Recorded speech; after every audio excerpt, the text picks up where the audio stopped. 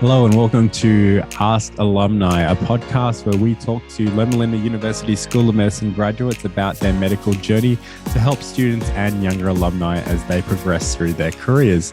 Hello, I'm your host, Calvin Chuang, and today we are going to be talking to the wonderful Dr. Kiesha Fraser Doe, class of 2001, about the wonderful world of pediatric emergency medicine. Dr. Fraser Doe, welcome to the podcast. Well, thank you for having me, Calvin. I love to talk about my specialty. It's great. I love my career, so I'm happy to talk about it at any time. Great. Well, this is perfect. So according to the website that I looked up on you, you're the Pediatric Emergency Physician and Director of the ED Physician Outreach for Children's Healthcare, Atlanta, Hugh Spalding, and Eggleston campus at Emory University. Is that correct? That is correct. A mouthful. Yeah, it's a mouthful. That is a mouthful, yeah. So as many of our listeners probably know, many hospitals are associated with universities. And so I am lucky to have that too. So there's been so many different evolutions of who my employer is. But usually what I tell people is I have two employers, Emory plus Children's. So I work at a children's hospital that is its own organization, its own business. And then Emory is the academic partner. And so both those employers are the ones who I'm involved, who pay me and are both my employers. Fantastic. And how did you get there? Like it's, I know this is probably a loaded question because you're a specialty in pediatric emergency physician, and you're also in this amazing role. Could you just briefly explain your journey and how you got to where you are today? So I probably knew I wanted to be a physician somewhere like in high school. So, and I have always loved children. So when I decided I wanted to be a physician, I didn't really say, I'm going to be a physician. I really knew there was something in pediatrics. At one time I was thinking neonatology, which is young babies, but I like to talk to my patients and have, like two-way conversations. So that's kind of where I kind of decided not to do neonatology. And so when I went through college, I, of course, always intended to go to medical school, and actually was fortunate to be in a program that doesn't exist anymore, but there was a connection between my college, which was Oakwood College at that time, but now Oakwood University, where they accepted early acceptance into Loma Linda. There was a special name for the program, but as you mentioned, I graduated from Loma Linda in 2001, which means the program was like in the 90s. So I don't remember what the name was called. And so I actually did like 6 months of medical school in my fourth year of college, and then did the rest of medical school classes for the 4 years while I was at Loma Linda. So when I was at Loma Linda the whole time, when we finally got into our third and fourth year rotations, I was so happy to be in the pediatric to do my pediatric rotations. I was like, yes, this is finally what I was looking forward to. So I definitely knew I wanted to do peds, and it just solidified it when I did my pediatric rotations in my third year of medical school. I honestly don't really think that I thought about anything else. Not really. I mean, obstetrics and gynecology, yes, but once again, it was really only the babies that I cared about. It wasn't the moms. And so I just love working with children. So that was, and just, I think the other thing is that children, over time, what I've realized is that children don't, in general, cause their medical problems. And they're so innocent, and also they're resilient. And also, like, they're so fun. So, I mean, I rarely leave a shift without some funny story that a patient's told me. And I purposely set children up with questions that make me laugh and to make the parents embarrassed sometimes. And so it brings joy to me. So, and on top of that, I get to have, challenging medical experiences and challenging career experiences. So I did pediatrics, which is a 3-year residency program. And I did my pediatric residency at actually Loma Linda. So I did my medical school at Loma Linda, and then also I was at Loma Linda University Children's Hospital for my pediatric residency for 3 years. And I always assumed I just wanted to be a general pediatrician. I really did not know until residency because residency kind of exposes you to all the different subspecialties. It never really made me think about, what other subspecialty might I want to do? And when I started to do residency, I actually got interested in other subspecialties besides just primary care pediatrics. And so I thought about oncology, but as I tell people, hematology oncology. I felt like I would get lost in all the different pathways that they use to manage the different oncological processes. So that's kind of where I felt like that would not fit me. But as you can see, I like high acuity. So that was kind of one of the reasons why I thought about oncology. And then I also thought about emergency medicine. And so I ended up finally doing emergency medicine, but it took a little bit of a time to get there. So I, like I said, I'd always assumed I was going to be a primary care pediatrician. The pediatricians that I knew in my life were general pediatricians. And so I had a National Health Service Corps scholarship, meaning a scholarship that was paid by the federal government to pay for my medical school career. So I didn't have to pay for Loma Linda. And the requirement is that I had to work in an underserved area for each year that I was in medical school. So 4 years of medical school, 4 years of work in an underserved area. So that's what I did. So after leaving Loma Linda, I worked in an underserved area on the Eastern Shore of Virginia. And I worked there for about 4.5 years. But after about my first year there, I realized primary care was not for me. So I loved well child checks and taking care of the 0 to 4, because once again, they were so cute and I love to see them growing. Elementary age, they just weren't as challenging. And the teenagers weren't bad. And then I also found that there was a lot of what we call psychosomatic kind of complaints. And this was an underserved area, so that's probably part of it. And it just was not for me. And I really missed the acuity. And seeing the really sick patients, I really missed that.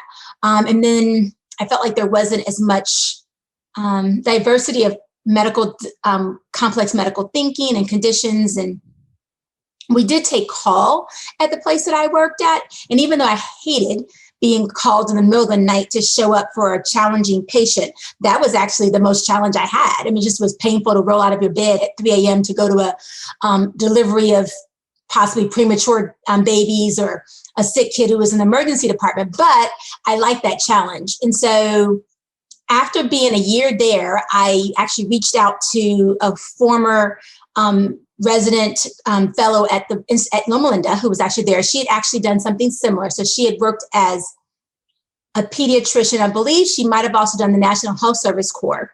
And then after a few years, she went back and subspecialized in neonatology. And I found her journey interesting just when I had been talking to her as a resident. So I quickly reached out to her after 1 year and I said, why do you think? You've been there for a couple of years now. Do you think that's something that I might want to do? And she was like, it's the best decision I ever made. So after talking to her, I kept thinking about it. I worked in an urgent care, kind of like a moonlighting when I was still doing my payback as a for the National Health Service Corps.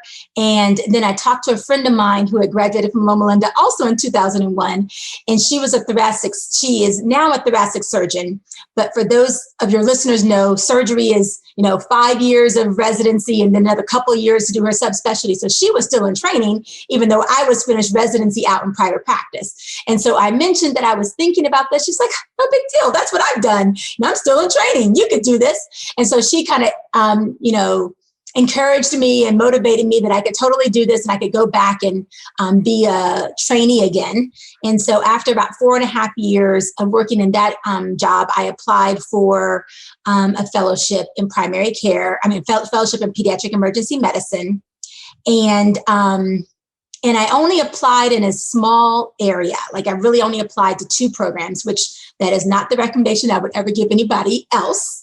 But honestly, that's about faith and knowing that God really had that plan for me.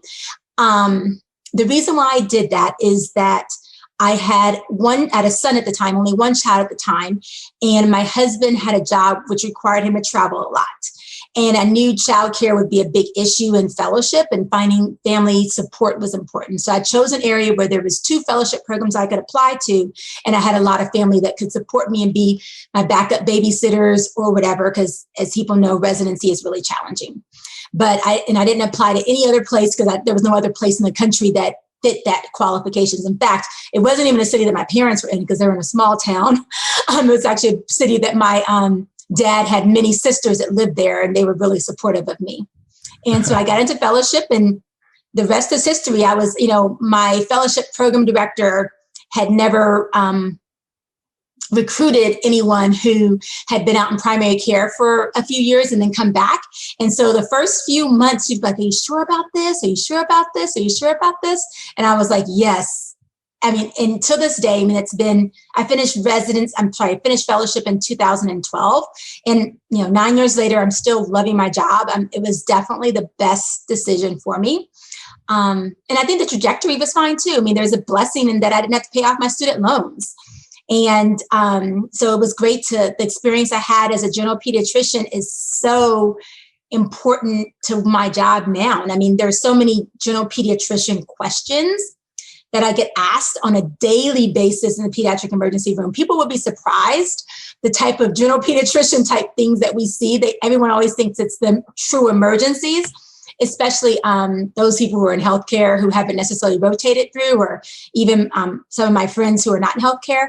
But there's so many random, simple things that people come in that they're at their wits' end and they ask, and I'm like, oh, I'm so glad I had that training and that background and that experience. So I know a lot of discussion to answer your question, but hopefully that answered most of your questions. Oh, no, that's amazing. I'm always inspired by people who know what they want to do very early in life and then just go out and get it. And it sounds like that is really what happened with you. And not only just find something that they wanted to get, but find a niche within that they really want to do. So thank you for sharing that. Now your niche is actually very, very unique. It's pediatric emergency. Can you tell us, for those who don't know about pediatric emergency, maybe that's the first time they've heard about it. Can you just kind of describe the specialty and what makes it so unique? Yeah. Go ahead. No, that's it. I was going to say it is a really unique subspecialty. There's not even a lot of pediatric emergency medicine doctors. I looked it up. It's like 2,400 that have been board certified over time. And there's 60,000 in many of the different fields and many hundreds of thousands of internal medicine doctors and family practice doctors. So it's a really small niche of physicians. And so what basically it is emergency medicine for children. So everyone thinks about the television show that I used to actually watch called ER. It's that for kids only. So we definitely get like the high acuity patients. So trauma. So you think about things like any child who's been in a motor vehicle collision, a child who's been shot by a gun, a child who's fallen off their bike, or ATV or motorbike type injuries, falls from windows, falls off of balconies. So that's the trauma kind of angle of it. Then there's the kind of medical angle of it. So kids who have complex congenital problems like congenital heart disease, you think of all, like Loma Linda, of course, has lots of pediatric cardiac patients, and just like where I am at. And so all those kids with the congenital cardiac anomalies and the sequelae that comes from that. Other types of emergency is when you think about any kind of medical condition that people can have, from diabetes to, as I mentioned earlier, oncological, there's an emergency that can be associated with that. So those are the kind of things that we take care of. A lot of respiratory emergencies. And then, the cuts and bruises. You fall off your bike and you have a broken bone. You have a fracture. You fall off your bike and you have a laceration. And things like appendicitis, abdominal pain, surgical emergencies. That's kind of how people first get in the door of the hospital. The emergency room is really the entryway to the children's hospital.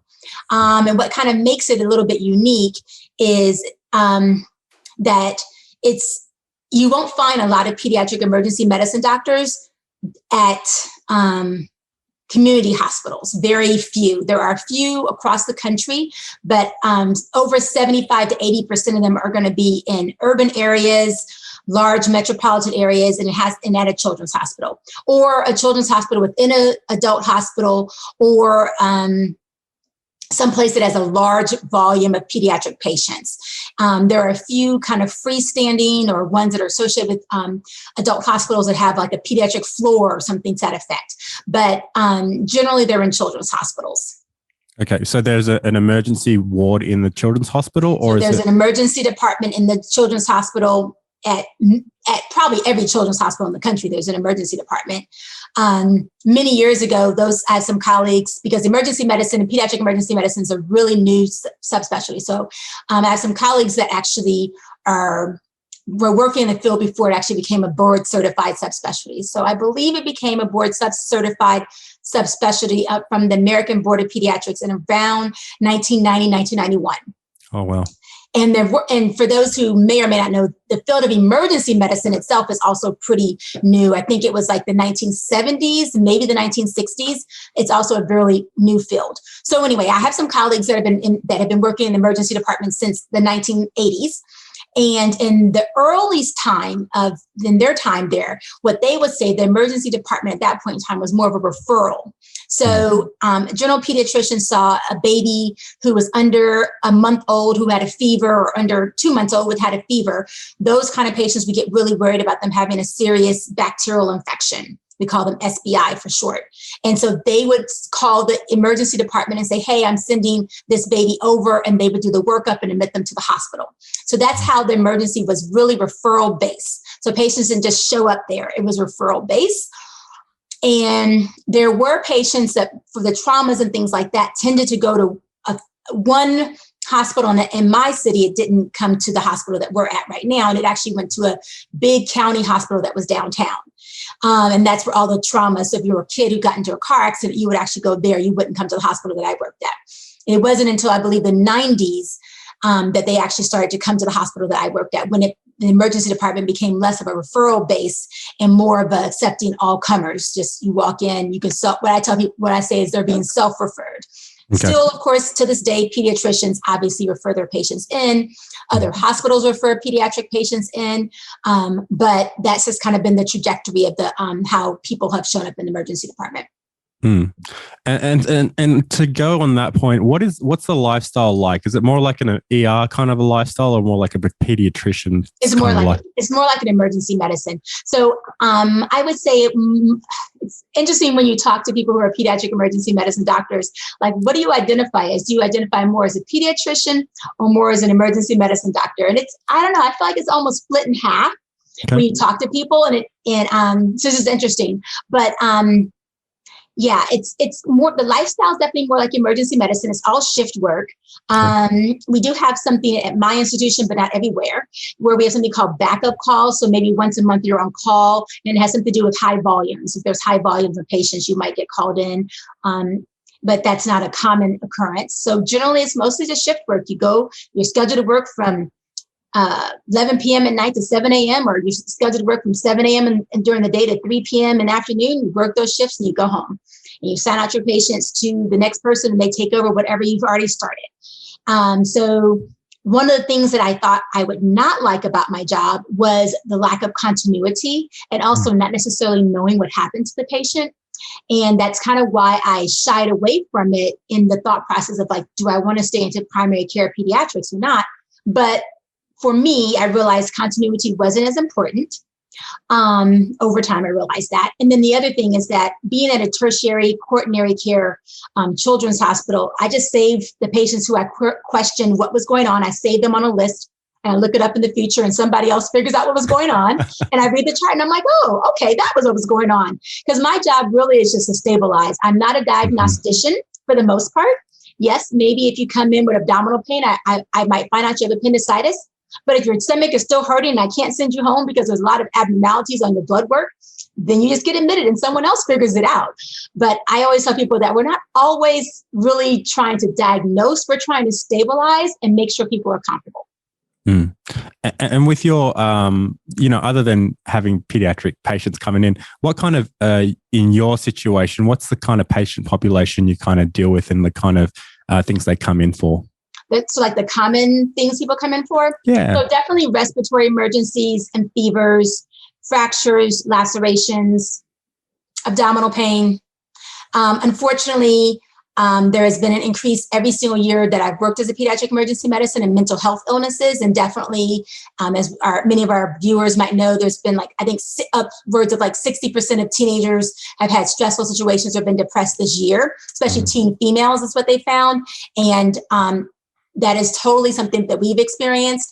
In fact, I had a shift a few weeks ago where literally 50% of the patients I saw were mental health emergencies. Oh, wow. And yeah, so that's definitely been the challenge of our time. And it was happening before the pandemic started, but it just exploded kind of with the pandemic. And it's just been something that a lot of children's hospitals across the country have been experiencing. Mm. Oh, that's unfortunate. And yeah, the pandemic probably would have definitely highlighted that. You are in an academic setting, am I right? Like, yes. Yes. So is practicing emergency pediatrics different than you would say in a private practice? Do they have private practices? Yes, and yes. So there are private practices, and I actually work at a hospital's healthcare system called Children's Healthcare of Atlanta. So there are 3 different children's hospitals in my city. And 2 of the hospitals my group of emergency medicine physicians work at, and one of the hospitals actually is run by private emergency medicine physicians. And they're actually one of the largest private emergency medicine groups in the country, this other group.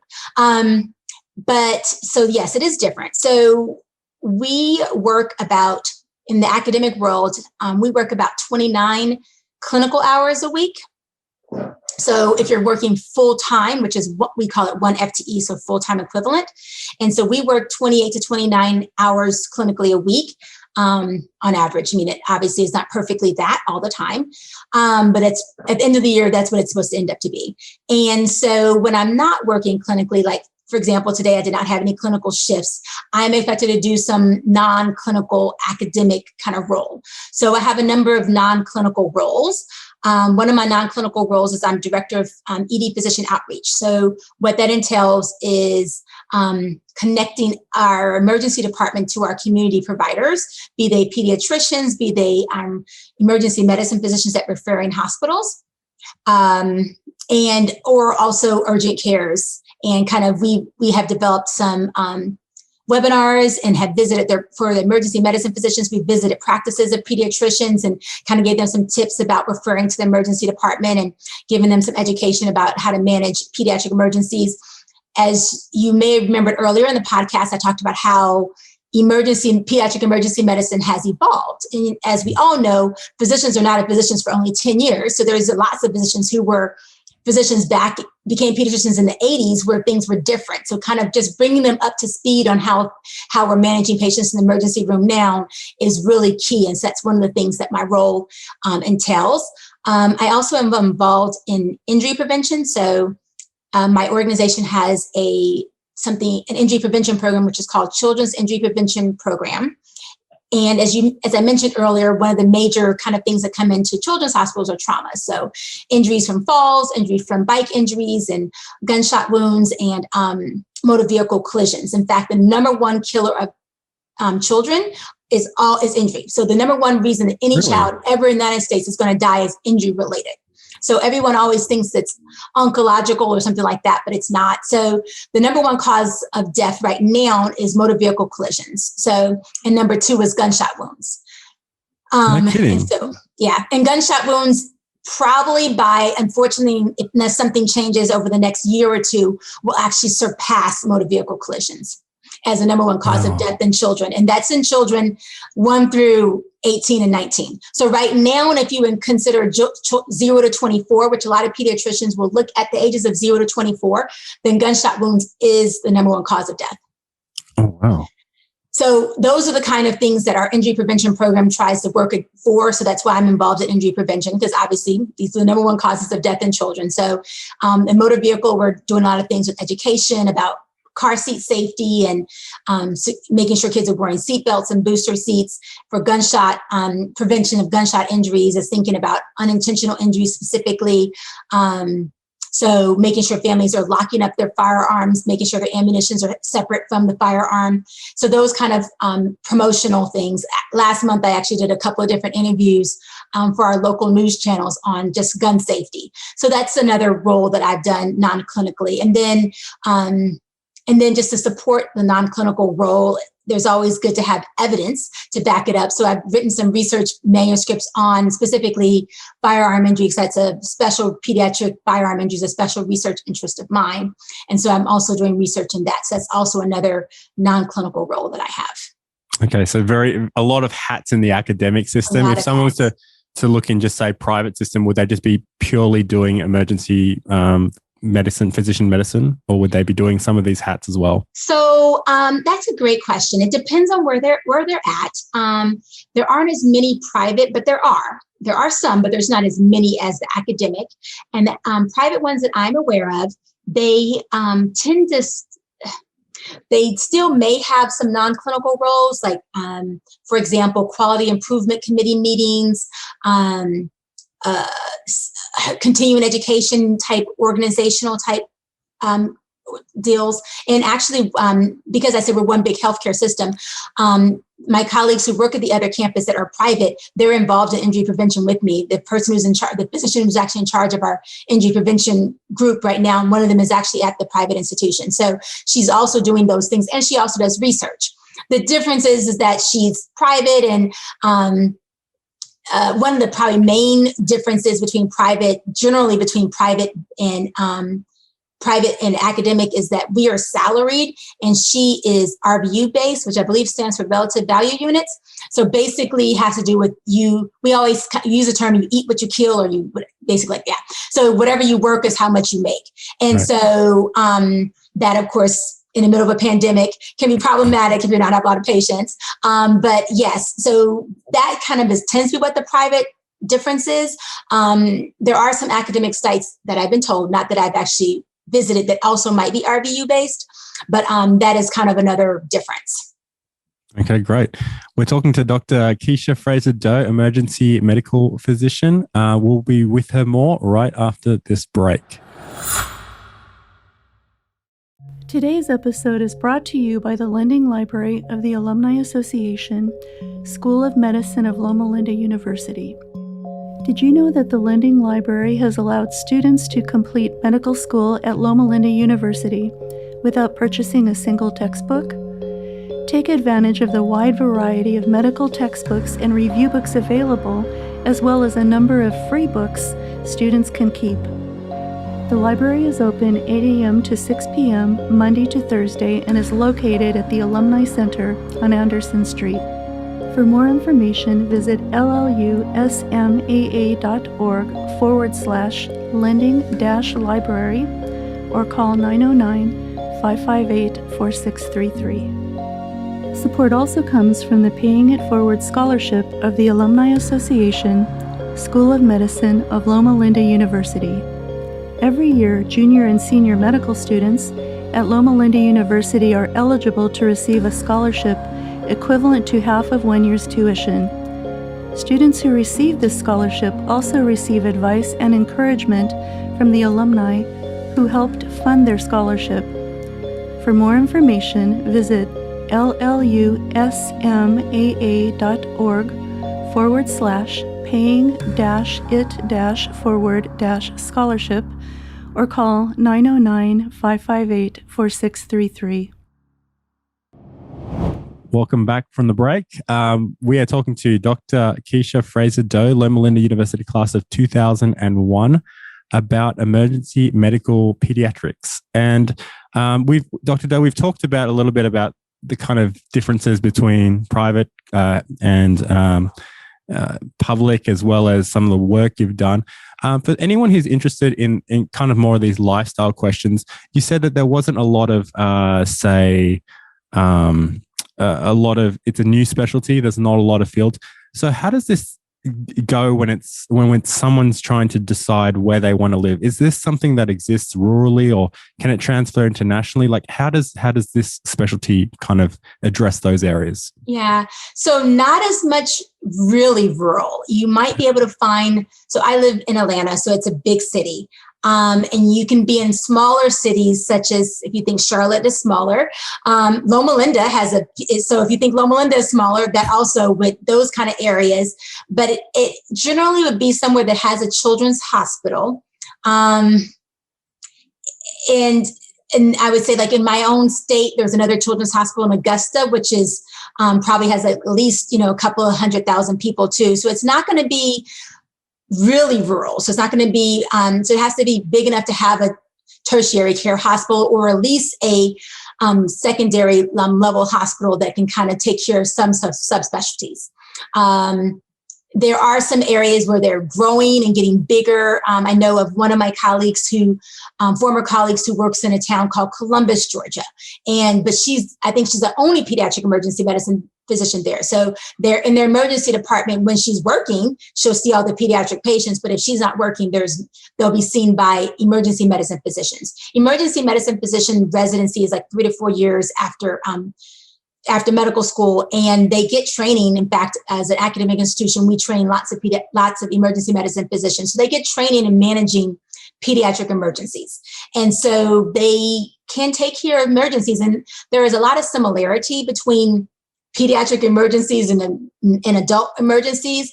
There's a lot of differences, but there's some things that, if somebody can't breathe, they all, we need to put a tube down their throat to help them breathe. It's all the same thing.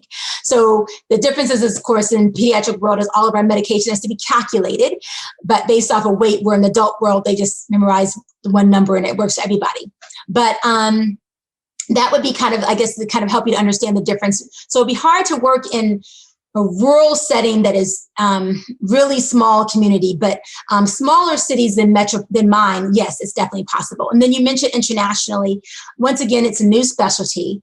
So internationally, there are some places that have lots of pediatric emergency medicine physicians, like Australia, Canada.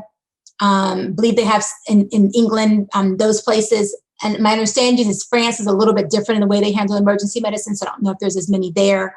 For example, on the continent of Africa, there's emergency medicine for sure. But even there, it's very subspecialized and not as many. I actually have a couple of colleagues who are helping to develop emergency medicine physicians in Tanzania.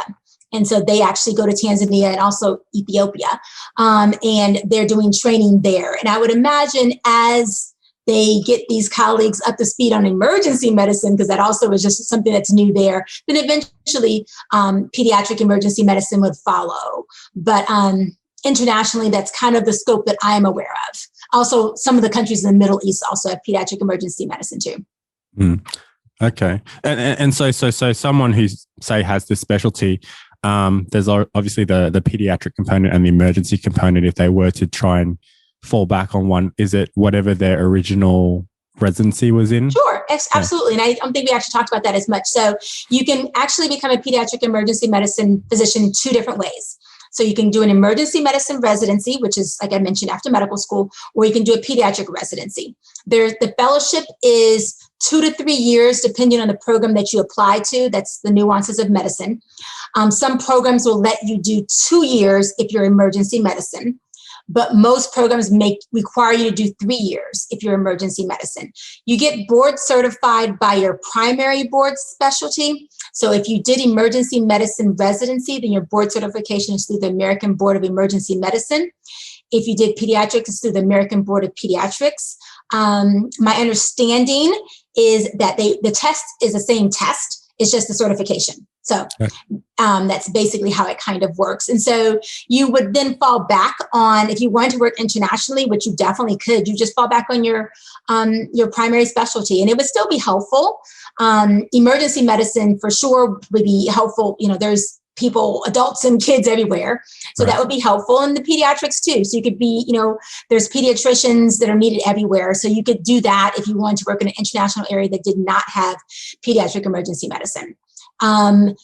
For pediatrics for sure, and I think the same thing for emergency medicine, you actually are double certified or double boarded. So until you decide not to be. So right now I have two boards that I take every 10 years, pediatrics and pediatric emergency medicine.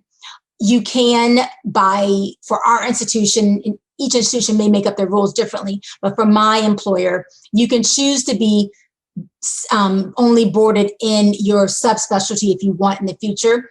And this is for medical students, it's probably getting a little complicated because you're like, what in the world is all that? But some of it has to do with money, and some of it has, because everything, of course, always has to do with money, and some of it has to do with studying. So there are lots of things in general pediatrics that I don't generally see anymore. And so when I have to study for the board, I'm having to pull from knowledge from when I was a resident. So, for example, some of the genetic abnormalities and the genetic conditions, some of the nuances I don't remember as well. Some of the some of the other nuances and different subspecialties I don't remember well. So I have to go back and remind myself of those things because I don't have to deal with it on a daily basis. Okay. Now, you did mention money. As far as ranking and subspecialties, we know that some subspecialties, as you subspecialize, it's more lucrative, and pediatrics is known for being on the bottom end of the ranking. If you look at all the different specialties among physicians, where does emergency medicine, pediatrics kind of lie in that spectrum? Good question. So pediatrics actually pays fairly well. Okay. When I looked this up for you, it was actually from $260,000 to about $400 and something thousand a year was the average kind of pay for pediatric emergency medicine. I guess one way of thinking about it is that emergency departments and the amount of care that you're getting in an emergency department is just much more costlier anyway. So that also is part of the reason I think that I would say that's why. Also, another consideration is that the hours that you do, it sounds really wonderful earlier that I said only 20 to 29 hours a week, but that means I didn't talk about the fact that I work 50% of the weekends a month. And, 2 days ago, I worked 2 overnight shifts. I worked Monday night overnight and Tuesday night. And then last night I couldn't fall asleep because I was so used to being awake at 4 a.m. So, so, I think, you're getting compensated from some of those, also the downsides of it. But I would say hands down, I was not happy when I couldn't fall asleep at 4 o'clock this morning, but I still love my job. I just was like, okay, I'll have to figure out what to do. I kind of actually got up and did some work at that time. So, but so those are the kind of things that they're kind of having to compensate physicians for, is those aspects of it.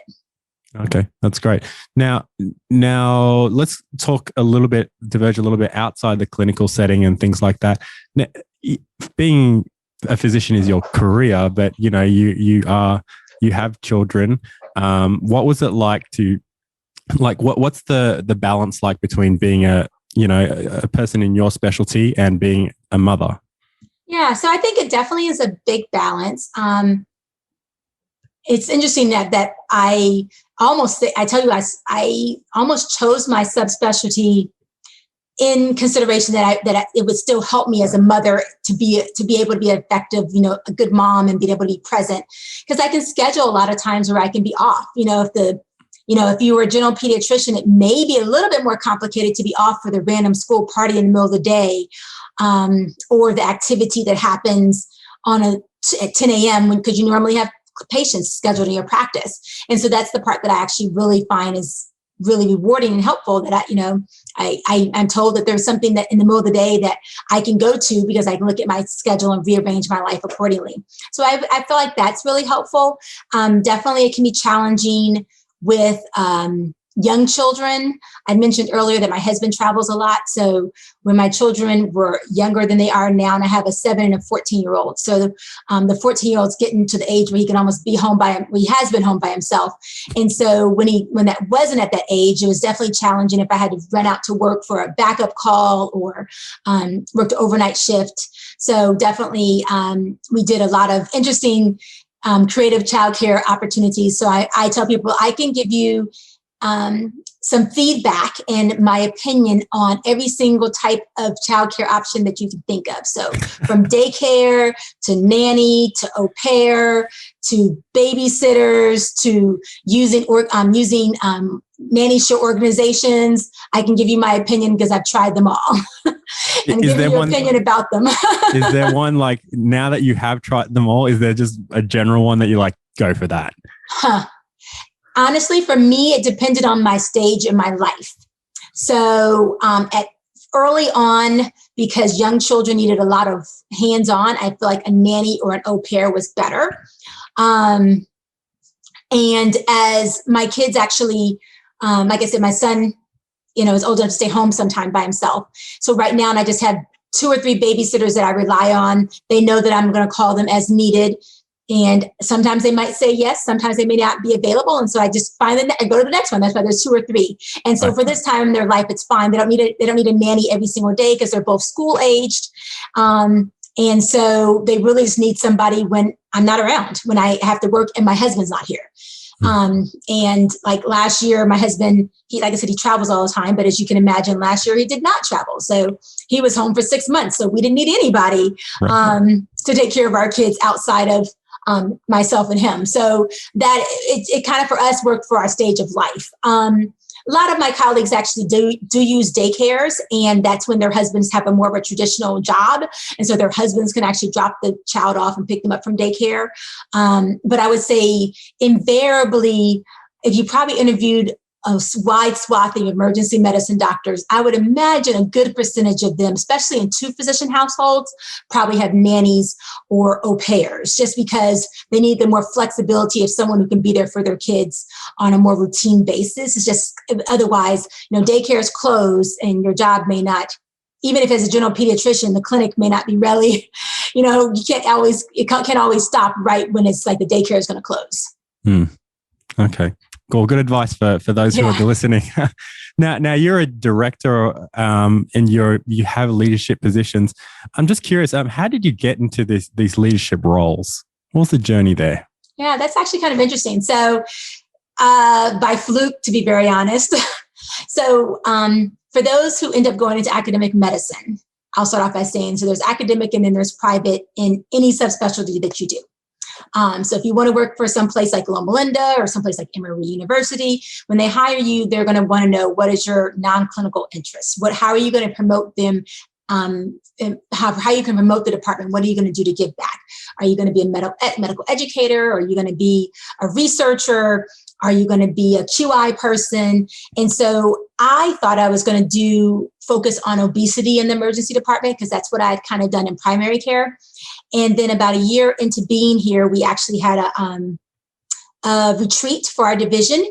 And there was a lot of concerns about the interactions that we were having with the general pediatricians in our community. And I felt as having been a general pediatrician, that there was probably a lot of misunderstanding on both sides.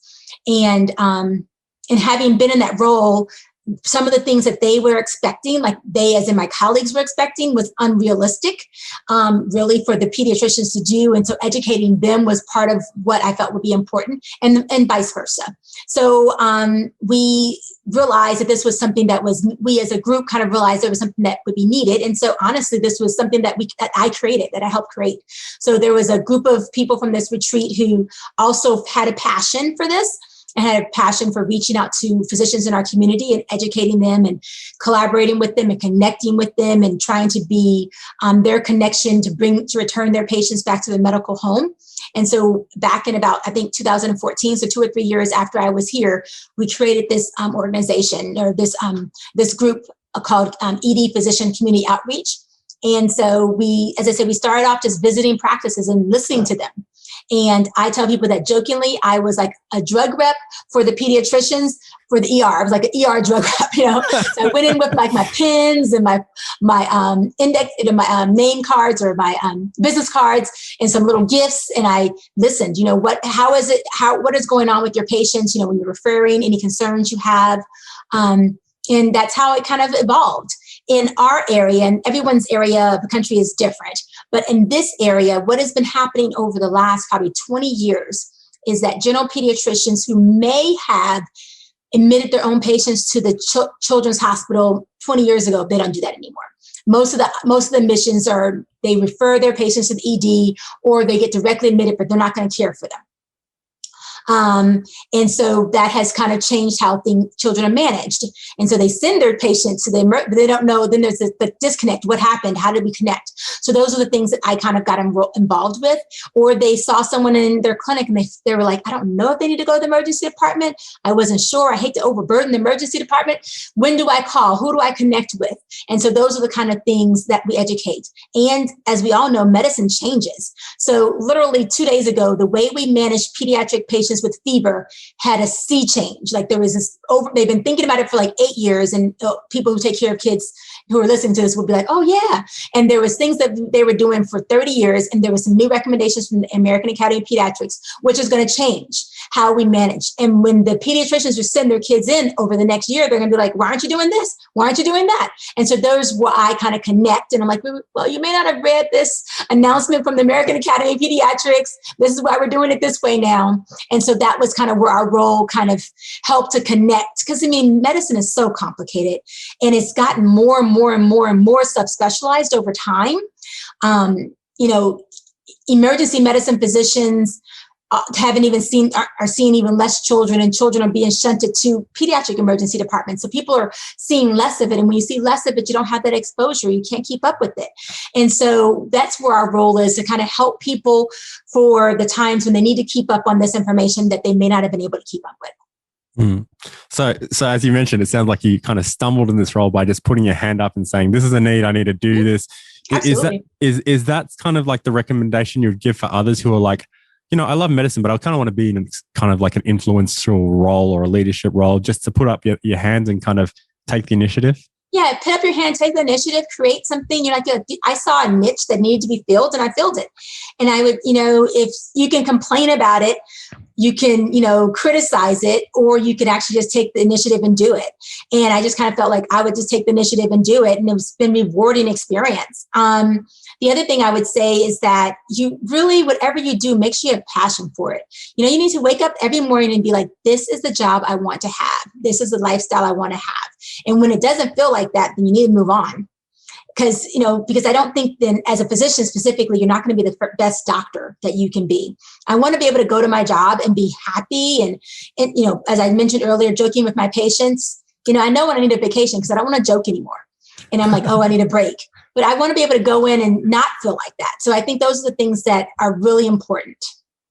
That's tremendous life advice. Do what makes you passionate, and you be the best version of you. And you know, you're going to be the best version of yourself to the people that you serve. So thank you for that. In the recent past, minorities, women have all been in the media. As someone who is both a Black woman and a minority, was there some challenges along the way in your career journey, and how did you overcome those challenges? So I would say challenges is just being the only. The only Black person in the room. In the world of pediatrics, I'm barely the only woman in the room, but it can happen occasionally.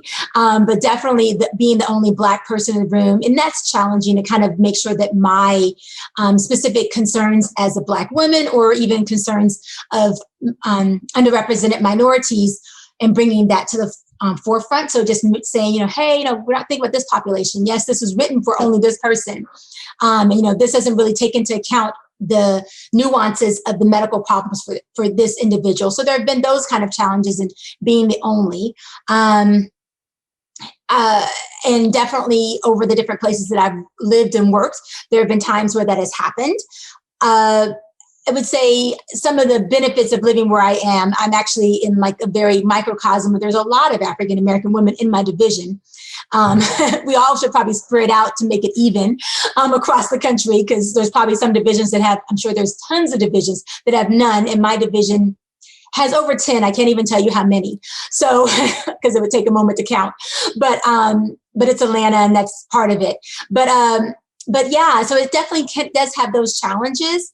But in the world of pediatrics, a little bit less of a concern compared to some of the other subspecialties, just because, like I said, half of pediatricians, I think, exiting residency are women now. And definitely also you'll find a lot of underrepresented minorities in pediatrics also. I mean, I would say there's still only like 6% of all doctors, but still.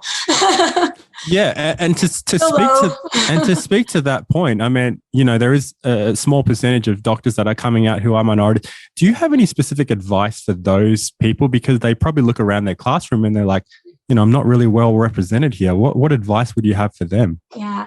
So a couple of things. I would look for a mentor, someone who takes an interest in you, someone who says, you know what, I find you valuable, someone who you feel like they're pushing you, rather they are of the same ethnicity as yours or different, someone who just finds value in what you do. So I have actually had a lot of great mentors, especially as I've been here at my institution now, but even before, people who I would talk to, and you could just, when someone values you as a person, they will push you, they'll say, oh, you could do better. They'll want to check in on you at every, and that's where I just focus on those people. And in most of the time, they actually have not been minorities or underrepresented minorities, and they just had found value in me. I also would say, you know, in every subspecialty, there probably is at least hopefully the one Black person, if that's your ethnicity. You know, definitely look out for that person too, you know, and try to connect with that person and talk to them. That's one of the reasons why I actually came to this institution, because I knew that I finally have a place where I could definitely know there was another Black woman or a Black person who was in my field, besides the fact that I loved my boss, who at the time was female and not underrepresented minority at the time. And so that was another reason why I came to this institution. But I would say look for mentors, and there's definitely easy ways to do that within, you know, looking at going to like conferences. National Medical Association, for example, which is a Black physician organization, could help you get that kind of information. Looking at the board's websites, if you really can't find, looking at the Loma University alumni site would help you find some people who are in your subspecialty who are of the same ethnicity as yours. So I feel like finding someone who is like-minded also is very helpful. But I have recently just found so many people who definitely were not my ethnicity, who just found a passion in what I did, and they wanted to help me succeed, and I latched onto them. Yeah, that's great. Just finding that connection and having that kind of support is, I think, it sounds like it did you wonders, and it's probably going to do other people wonders too. Absolutely. Now I know time is short, but I do just back to the career of being a pediatric emergency physician. I was just wondering, looking back at your career at this point, what's been the most gratifying part of it? And is there some sort of maybe a story that you can share that was like, yeah, that kind of encapsulates why I'm this way? I don't know if I have any specific story, but I would say just instances. One of the things I love about pediatrics is that children are resilient. And I guess I can tell you one story, this kid that just came to my mind. So the way that I can tell you that kids are resilient is this. So I told you that one of the main reasons why children come into the emergency department is respiratory illnesses. So probably, maybe 6 or 7 years ago, I took care of a kid who was at our community. So I mentioned we have 3 different hospitals. So our community one that's a little bit smaller than one of the other 2 hospitals. And so I took care of this kid who had been transferred from the community hospital. So one of my colleagues had taken care of her, and they realized that her respiratory illness, she was working so hard to breathe, that she needed to be in an intensive care unit. And so the other hospital had an intensive care unit, so she needed to be transferred. So they transferred her to me. And when they transferred her to me, she just was needing oxygen, so like a nasal cannula on her nose, but she needed a lot of it. And when the transport team brought her in, they were like, oh, Dr. Fraser, she's going to need to be intubated, meaning put on life support or on a ventilator, for those who are familiar with those terms. And I'm like, okay, sure, we'll do that. So we intubated her, put her on a ventilator, but we could not get her oxygen saturations up. So hopefully all the medical students and residents would get this. Her oxygen saturations were in the 80s, 86%. I had her on FiO2, 100%. We were doing everything we could to get her oxygen saturations up. The tube is in the right place. We always think about, do we intubate correctly? Did we do anything wrong? We did everything right. Her lung disease was so bad. It needed more support than what we can do on the ventilator we had in the emergency department. So I called the ICU. I'm like, I've done as much as I can. I don't like to send someone up whose sats are 86%. I like them to be a little normal and get up to you. And they were like, that's fine, Dr. Fraser, we'll take her. They put her on something called a high frequency oscillator as soon as she got upstairs. And she was on that machine for a long time, a couple of weeks. One thing I forgot to mention is that she was a previously healthy, under maybe 6, 7, 8-month-old kid at the time, previously healthy, and just got this really nasty virus that took out her lungs.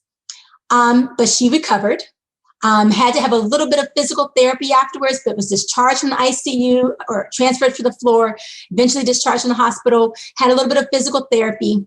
Lo and behold, 3 or 4 years later, she shows up at that emergency department, the community one that I mentioned before, that I work at sometimes. And I recognize that name, and I'm like, this is the kid I took care of. And of course, the system can tell you who you took care of because you can go back and look. And I'm like, oh my goodness. I rushed in the room. I was so excited to see her. So she was probably 5 then.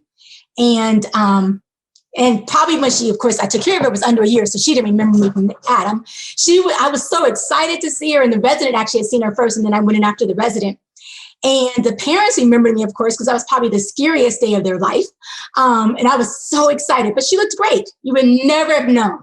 And that's why I do pediatrics, because kids are so resilient. She was like sick, literally thought she was going to die in front of me. And now she's a happy 5-year-old, and doing well. So that's why I do it. Oh, that's got to be so satisfying. Very satisfying. All right. Well, as we close this podcast, I know there's going to be a lot of students, especially as they enter their final year and looking at residencies. Do you just have any general advice for anyone starting their careers in the field of medicine in general? So I would say in general, the thing about pediatrics or whatever you go into, you need to love it, passion. And when you're in your 3rd and 4th year in medical school, keep your eyes open. I tried as much as I could, but I know I gravitated towards kids. But I still would compare. I'm like, do I like this? Okay, but I like kids more. But keep your eyes open. And then definitely, if you know what you want to do, make sure you excel in that. As a medical student, do your best to do your best in that rotation. Excel in that rotation. Make sure you shine in that rotation, because you want them to say, oh, that Dr. So-and-so did wonderful in my rotation. I'm actually on the residency selection committee for my institution. So we look at the people who have the A's or the highest honor in that tract. So you want to make sure you excel. If possible, try to do research in that field with somebody while you're in medical school, but that is not as important as just doing research, period. Definitely you want to do some research. It's getting really competitive to get into residencies in general. So doing some research and making sure that you are well-rounded, that you just didn't study for 4 years in medical school and did nothing else. You did some volunteer work. When I was at Loma Linda, we could go on a mission trip for like 2 months in the summer between 1st and 2nd year. So doing stuff like that, I would definitely encourage them to do. And then in residency, continue to look around. You may want to do subspecialty. You may want to do primary care. Some of the same things apply. Latch on to someone who you feel like you like what they're doing, their career. Keep your mind open, because part of residency, you kind of rotate through, gets even more subspecialized. You rotate through all the different subspecialties in that area. So you'll rotate through in pediatrics. The same thing happens in internal medicine. You rotate through GI. You rotate through cardiology. You rotate through infectious disease. And so when you're doing that, look and see what it is that you like about those person's lifestyles. Ask questions, especially when you're keeping an open mind. What is it that made you become part of this field of subspecialty? And I think those are the ways to make the best choices, the best career choices. But I will also say is that never is too late to change. So if it doesn't work for you and you get into a subspecialty or a residency that isn't a good fit for you, don't be afraid to change and do something that is your passion, because you don't want to wake up 30 years from now and realize for the last 20 years you've been doing something that you hate. So just change careers. I did it. And I survived. Yes, there was a little bit of a dip in income for 3 years, but we figured it out. And the 3 years went by so fast. So, do what you feel passionate about and what you love. Well, that's some wonderful advice to end this conversation. And on behalf of all the listeners, I do want to thank you for taking the time out to speak with me today. You're a credible woman, and I'm confident that your story and that your journey is going to inspire someone who is listening to this. So thank you again, Dr. Fraser Doe. And tell anybody you're welcome to reach out to me if you're interested in pediatrics or pediatric emergency medicine or anything. You can find my email address on Emory University's webpage. So just look me up. I'm sure someone will take you up on that offer. So thank you so much. Well, I guess that concludes our show for today. Ask Alumni is a podcast of the Alumni Association. If you'd like to hear more episodes like this, please visit our website at lusmaa.org/podcast. And if you have any questions or would like to see a specialty covered, please email us at lu.edu. For now, I'm Calvin Chuang, and have a blessed day.